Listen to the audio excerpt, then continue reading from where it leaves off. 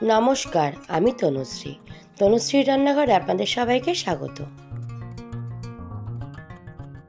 Chicken tandoori তো আমরা সবাই খেয়েছি। আমার আজকের রেসিপি ভেটকি তন্দুরি। এই ভেটকি তন্দুরি খেতে অসাধারণ লাগে। চিকেন তন্দুরিতে আমাদের যা যা মশলা লাগে, এই ভেটকি মাছেও আমাদের তাই মশলা লাগে। খুবই সহজ উপায়। পুরনো বন্ধুদের অসংখ্য ধন্যবাদ আমার পাশে থাকার জন্য।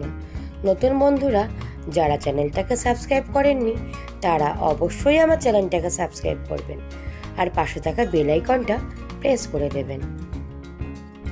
আজকের এই ভেটকির মাছের তন্দুরি রান্না করার জন্য আমি দুখানা পিওর ভেটকি নিয়েছি। এটা কিন্তু ভোলা ভেটকি না। বাজার থেকে মাছ আজকে কাটিয়ে এনেছিলাম। আর এরকম চাকুর সাহায্যে গায়ে অসংখ্য দাগ দিয়ে নেব। তাতে কি হয়, মশলা ভেতর পর্যন্ত ঢুকবে আর খেতেও অসাধারণ লাগবে। আজকের এই মাছগুলো একটু বড় হয়ে গেছে। আপনারা চেষ্টা করবেন একটু ছোট সাইজের ভেটকি নিতে, তাহলে রান্না করতেও সুবিধা হবে। এবার ভালো করে নুন আর লেবুর রস মেখে নেব। আজকের আমার রেসিপি যদি আপনাদের ভালো লাগে, ভিডিওটা স্কিপ না করে সম্পূর্ণ দেখার অনুরোধ রইল। ভিডিও শেষে গিয়ে লাইক, শেয়ার, কমেন্ট আর চ্যানেলটাকে সাবস্ক্রাইব করতে ভুলবেন না। মাছ দুখানা ভালো করে ধুয়ে নেব। নুন লেবুর রস দিয়ে মাছ ধুলে মাছের একটা আষ্টে গন্ধ সেটা থাকে না। এবার মাছের গাটা একটা টিস্যুর সাহায্যে ভালো করে মুছে নিতে হবে, যাতে কোনো জলভাব না থাকে। এবার হাফ কাপ মতন টক দই দিয়ে দেব। আমি আগে থেকে ফেটিয়ে রেখেছিলাম। এবার সমস্ত মশলা একে একে দিয়ে দিলাম আদা বাটা, তারপর দিয়ে দেব রসুন বাটা, আর দেব ধনেপাতা, কাঁচা লঙ্কা বাটা।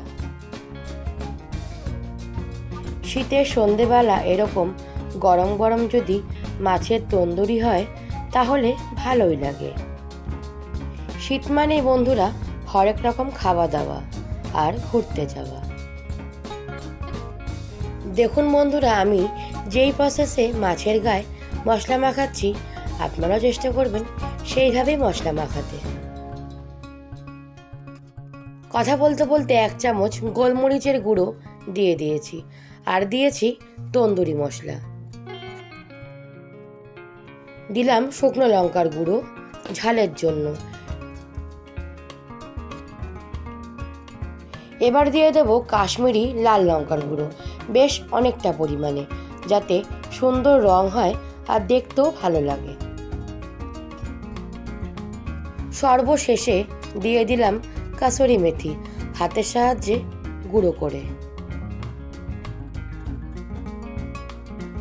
এবার দিয়ে দেব 5 থেকে 6 চামচ রিফাইন তেল দিয়ে সমস্ত মশলা আরও একবার ভালো করে মেখে নিতে হবে। সর্বশেষে দেব লবণ দিতে আমি আগে ভুলেই গেছিলাম।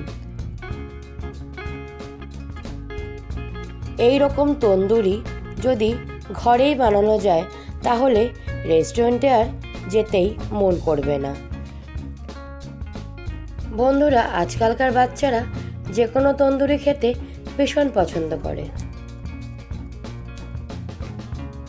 আপনারা বাড়িতেই এইভাবে তন্দুরি বানিয়ে নিয়ে বাড়ির সবাইকে তাক লাগিয়ে দিতে পারেন। এবার ঢাকা দিয়ে অন্তত 1 থেকে 1.5 ঘন্টা ফ্রিজে রেস্টে রেখে দেব। মাছ হোক বা মাংস, যখনই আপনারা ম্যারিনেট করবেন চেষ্টা করবেন ফ্রিজে রাখার, তাহলে ম্যারিনেটটা খুব সুন্দর হয়। এবার একটা ফ্রাই প্যানে তেল দিয়ে গরম করতে বসিয়ে দিয়েছি। আমি এখানে সর্ষের তেল ব্যবহার করেছি, আপনারা চাইলে রিফাইন তেল বা বাটারও ব্যবহার করতে পারেন। মাছটা অন্তত 2-3 মিনিট এক পিঠটা হতে দেবেন। তারপর খুব সাবধানে মাছটা উল্টে দিতে হবে, না হলে ভেঙে যাওয়ার সম্ভাবনা থাকবে। দেখুন এই পিঠটা বেশ সুন্দর করে কুক হয়ে গেছে। এবার ওই পিঠটাও 2-3 মিনিট হতে সময় দিতে হবে। আজকের আমার রেসিপি ভেটকি মাছের ফিশ তন্দুরি। যদি আপনাদের ভালো লাগে বাড়িতে একবার হলেও বানাবেন, আর বাড়িতে বানালে আমাকে কমেন্ট করতে ভুলবেন না।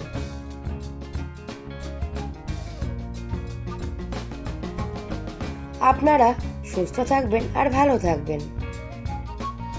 অন্য কোনো রেসিপি নিয়ে আপনাদের সঙ্গে আবার দেখা হবে। টাটা বন্ধুরা।